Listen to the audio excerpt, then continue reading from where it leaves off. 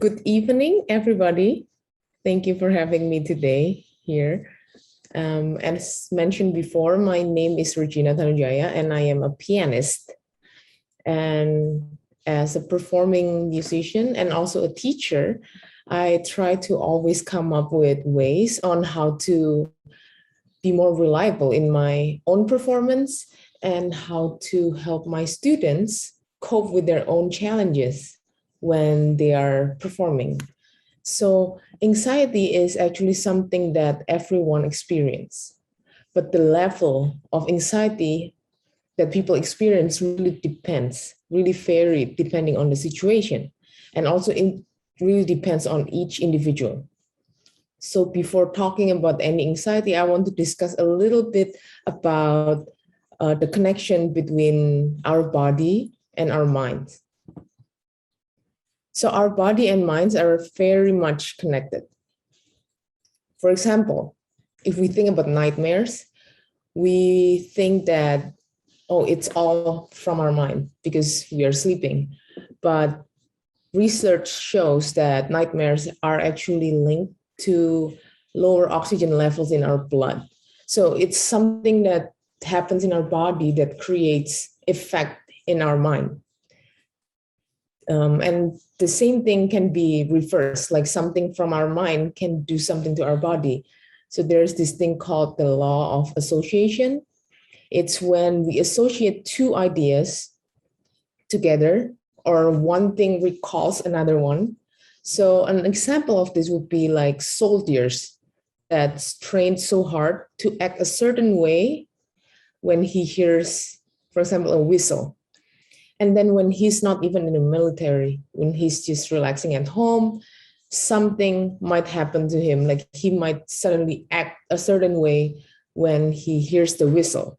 So in this case, the mind is affecting the body, even though we are not actively thinking about it. And some of you might have heard about Alexander technique. So Alexander technique is kind of like a method of learning on how to be more mindful in our movements. So the connection of body and mind is very huge, and it's a very big focus in Alexander technique. And the study and the practice of Alexander technique is often very beneficial for musicians, because oftentimes musicians, we use our body too much, like we practice, we do repetitive things, and we suffer from repetitive strain injuries. So the goal of this is just by being more aware and more mindful of what our body is doing, it can decrease your chance of injury. That's the goal of Alexander technique in general. Let's do an example. Now I want you, all of you, to try to close your eyes. And then now think about the corners of your eyes. So like the outer corner of your eyes, and consciously relax those corners of your eyes. Did you feel that when I just told you to consciously relax, you're relaxing more, and you're relaxing some of the muscles that you didn't think was tense before? So this is an example of being more mindful of our bodies. So now that we talk about the body and mind, as musicians, we are very much relying on both of our body and mind when we perform, or when we also study and practice our music, actually. And there's a quote by the famous German poet, Goethe. He said that it is astonishing what power our mind has over our body. Let the mind, therefore, always be its master. So while our body and minds are very much connected, we need to be aware that a lot of our problems actually comes from the mind, because it is so powerful, it might limit or inhibit what our bodies can do. And this is why anxiety plays a huge role in the success of our performances. So we will discuss three things about it. So what causes it and how it can be beneficial and what we can do to control the anxiety. The first one, what causes anxiety in our performances? We are humans. So it's very natural for us to feel like we are judged by others, especially when you're performing. You know, people are looking at you, and you are very self-conscious about what you're doing, and it will cause anxiety. Everyone has that. And we can also become anxious because of our minds. Like we have something like that happened to us in the past. Like one time we mess up something and now we have lower self-esteem. That's also something that cause you like past experience, past failures.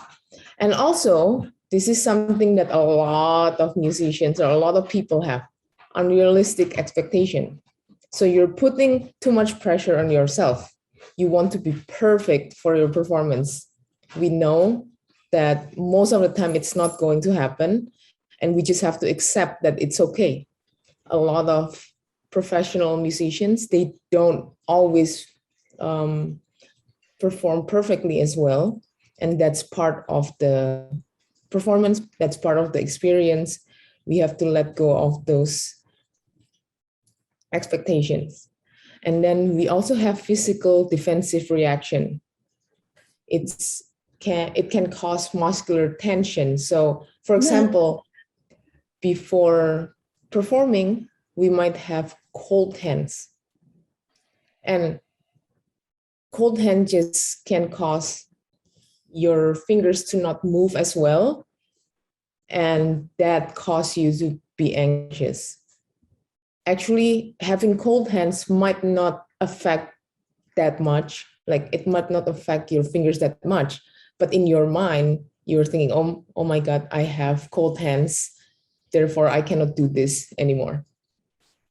And the last one, I think it's very important. It's musical insecurities. So when you're lacking preparations or you are having insufficient training, you know yourself that even without people looking at you, you might fail. So when people look at you, most likely you will fail. So you already know that in the back of your mind. So this is a very general things that cause anxiety to people, but there is also some added pressure or added factors for professional musicians. This is very relatable to me and probably a lot of people here, because we want to be always be good. A lot of professional musicians are extremely invested in their identity as musicians, and it's not just us. It's not just musicians. A lot of other high level performers like athletes or actors, they associate themselves so strongly with the identity as musicians that it gives the added pressure. Like we give ourselves unrealistic expectations to just always be perfect every single time. So by identifying so much with our job as musicians, we are having strong entanglement between our self-value and our musical success. So oftentimes, even without realizing this, when we have a failed performance, we feel like we are failing as a person as well, which is not true, but I totally can understand the feeling because we want to be good as musicians. That's our identity. And this is a little bit on why some anxiety could be beneficial. First of all, anxiety comes because it's our survival instinct. And one of the most important thing why we still need this anxiety is that it gives us a sense of importance and responsibility of what we are doing. So without anxiety at all, like one time I remember performing in a small concert and I was not nervous at all. And that just kind of gives me a feeling that I don't feel that this concert is as important, or I don't feel too responsible for this. So I end up actually messing up more because I don't put a lot of thoughts into preparing for this or like trying to do good. So some anxiety is good, but a lot of stress or a lot of it will cause harm. So let's look at this little graph. There's this thing that's called the inverted U theory. If you can see on this graph, we have like less anxiety is not very effective. But when we have just the right amount, it's very effective. And too much, of course, is not good because then we are not in control of what we are thinking.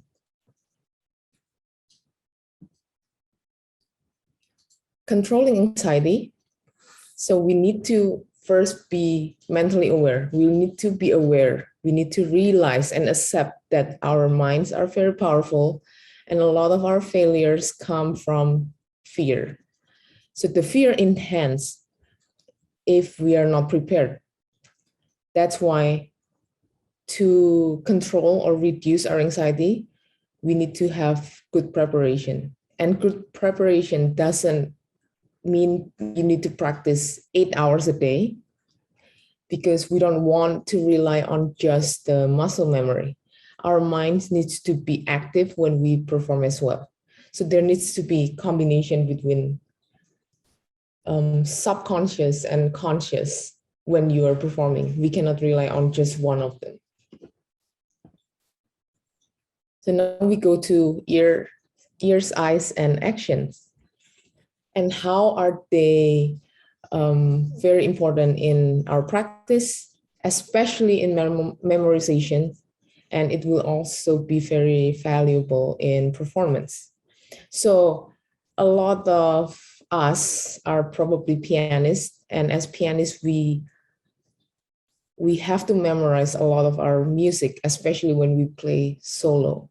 And actually, memorization is one of the biggest reason why we fail in performances, because when we lack security in memorization, we just kind of freak out and we forgot everything.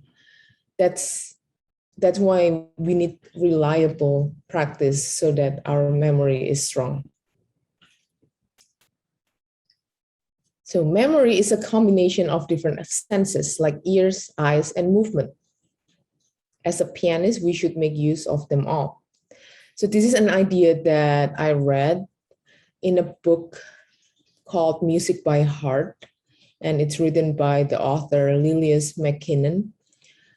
So this book is basically talking a lot about the psychology of music, psychology of performing, and this idea really resonates with me because this is exactly what I've been trying to train myself as well.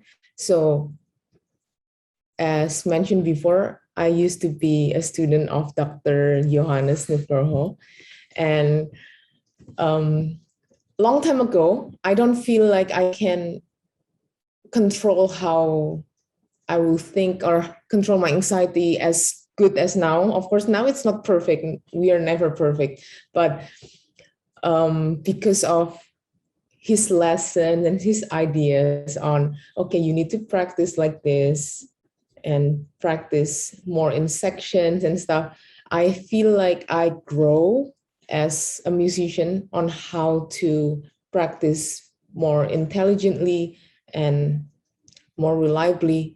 And I think that's what I want more people to know about.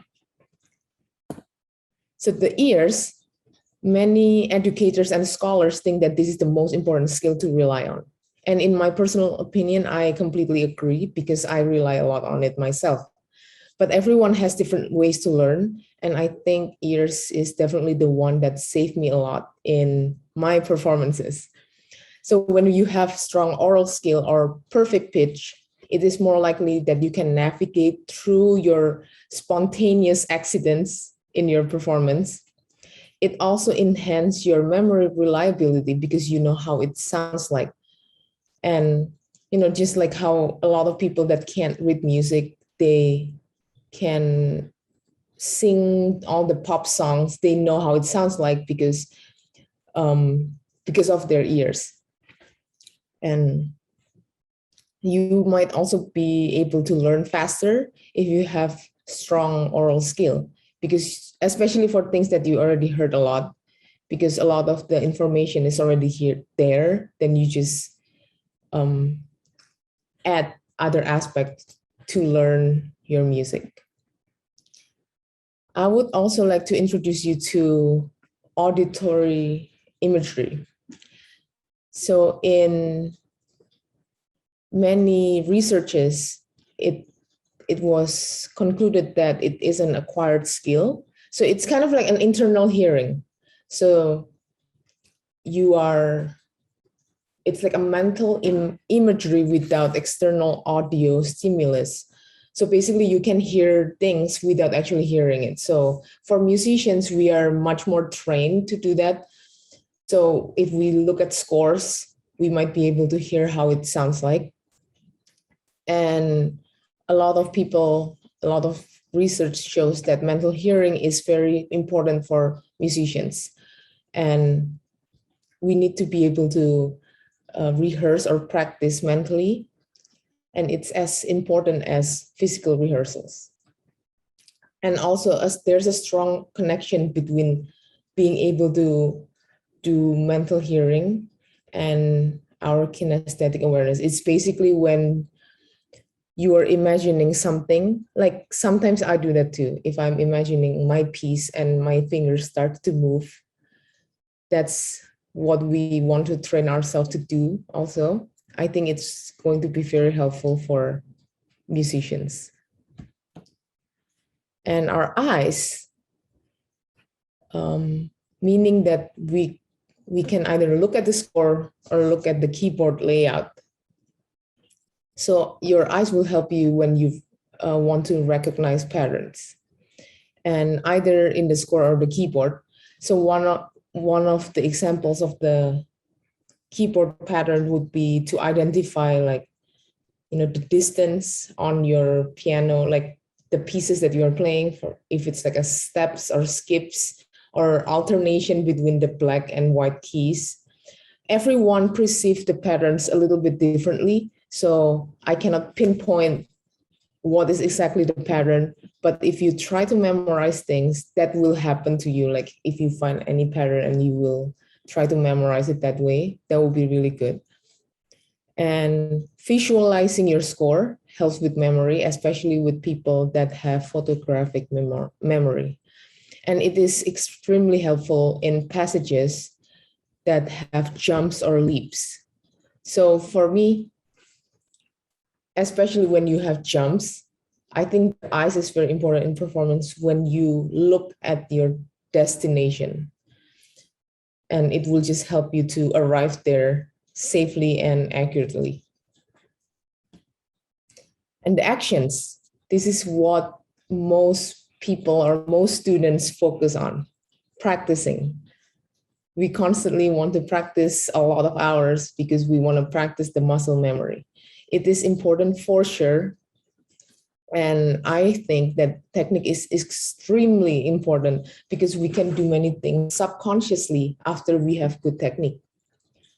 So like fast passages, like scales, arpeggio, octaves, we don't want to always think about them. We want our fingers to be able to do them. And that way we can focus our mind and energy somewhere else. So technique helps to free the minds. Basically, we want to free our minds from all that little things that you can learn in your technique or in your subconscious.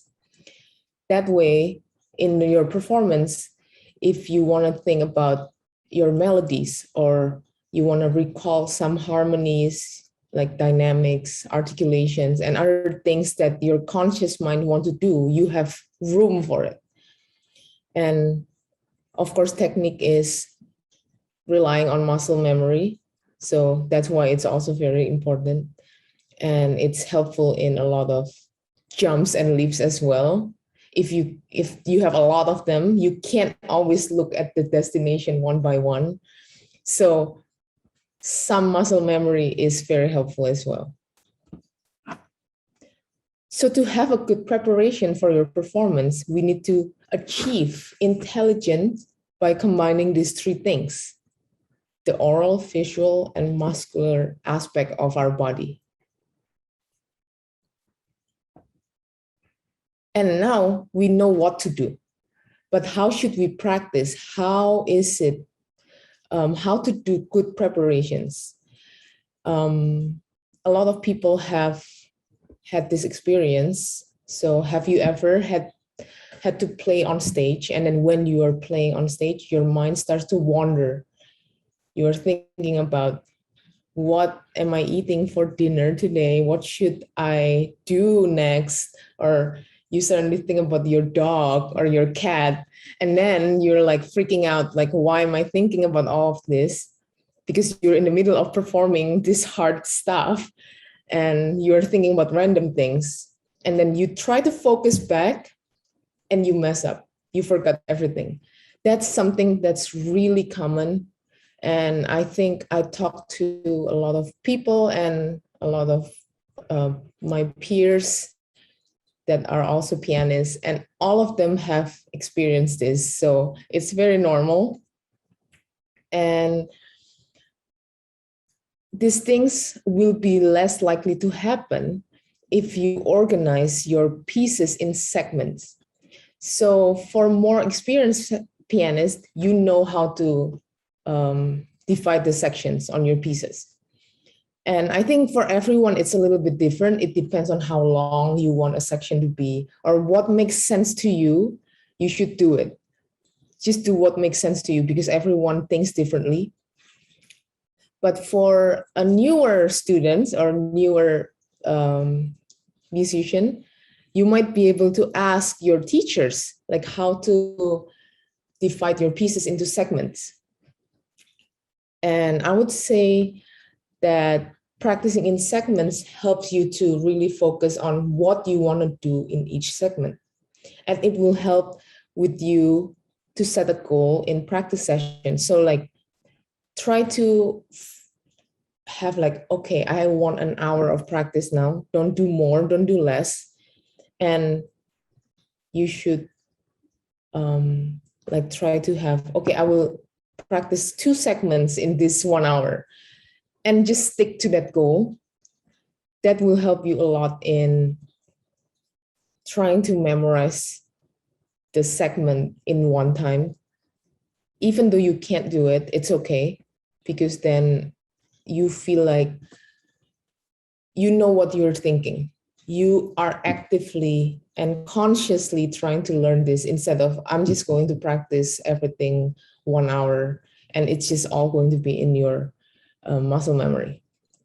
And mental practicing is also as important as physical practice, as mentioned before, because we don't want to have everything under our muscle memory.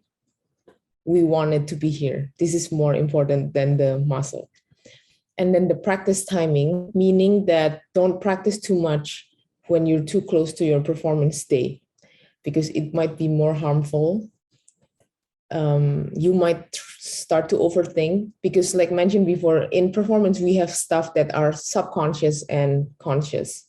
So when you are trying to practice too much before your performance, you might start to panic, because things that are under your subconscious might suddenly try to go to your conscious mind, and everything just blurs together. So I hope everything makes sense, and I hope you enjoyed listening to some of the insights that I have. And thank you so much for listening. And I would love to stay connected to a lot of the participants here, even though I haven't met anyone. So here is all of my social media stuff. I have some videos on YouTube as well. If you want to send me messages, I think the best place would be Instagram. I have a Facebook page and I have a Twitter that I almost never use. So yes, thank you so much for listening.